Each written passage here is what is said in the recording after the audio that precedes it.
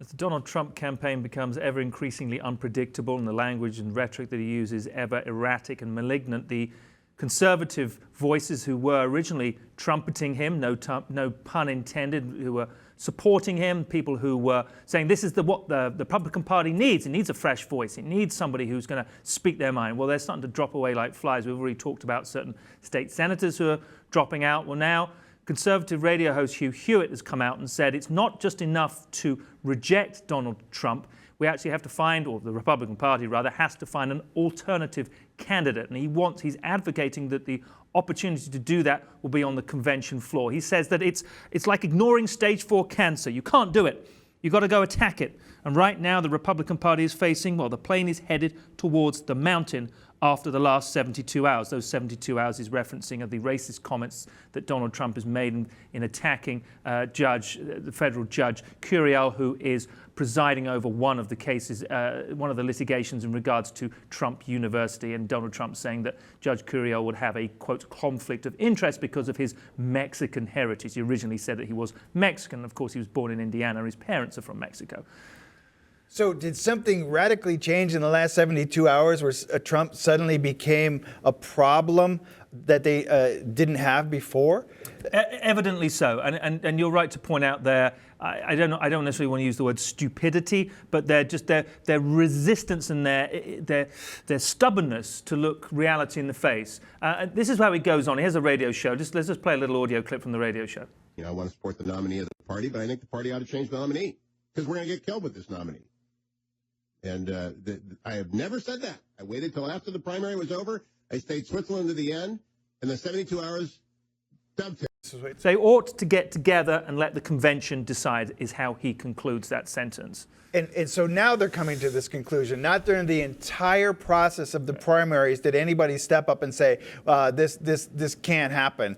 And now they've allowed it to happen. It has happened maybe despite some of their best efforts. And now he suddenly feels like he's going to step out and make a bold statement to say we've got to stop him. Yeah. I mean, he said, I stayed Switzerland until the last 72 hours, but I can stay silent no more. Why? I mean, it's so ludicrous. He stayed Switzerland. Why? I mean, what's his job? His job is supposed to be a thought leader, somebody who's supposed to have an opinion about something, and he has had no opinion about it until now. Why?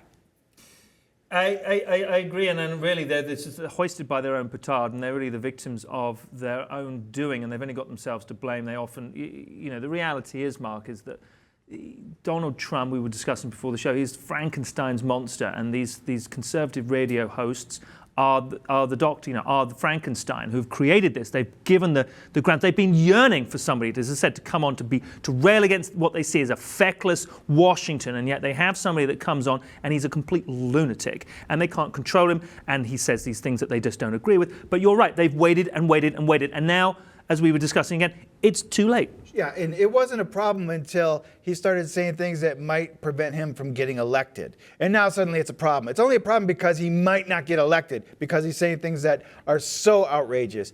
They didn't care before. They didn't care about what he was saying before, and nobody will actually step out and say, this is completely wrong. Where is a guy, he's a talk show host. He had no thoughts on this until now?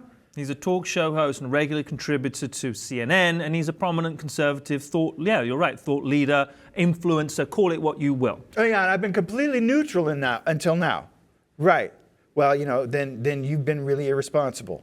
Yeah, and it's gonna, as you said, I think it's because it's now in danger of wrecking his campaign, and we've seen since he's been the nominee, Donald Trump has come up with a number of issues that he's really struggled. The failure to release his tax returns, the comments. There's a whole slew of things that he really hasn't been able to navigate. And I think these conservative talk show host type people are now realizing that they're arguably backing a pup that they cannot control and that cannot possibly win. But what he wants to do is advocating that he wants to change the candidate. Merely rejecting Donald Trump isn't good enough. They want to change the candidate. That's not going to happen. Let's be honest. It's too late. The time is gone. You've missed the boat. You're stuck with him. You're going to deal with him. You're going to have to reconcile yourself to his values, to his toxic opinions, and to his statements that you just have no control over, and you don't know what's going to come out of his mouth from day to day, well, from minute to minute, let alone from day to day, from hour to hour. And he's the guy you want in charge of the nuclear codes of this country.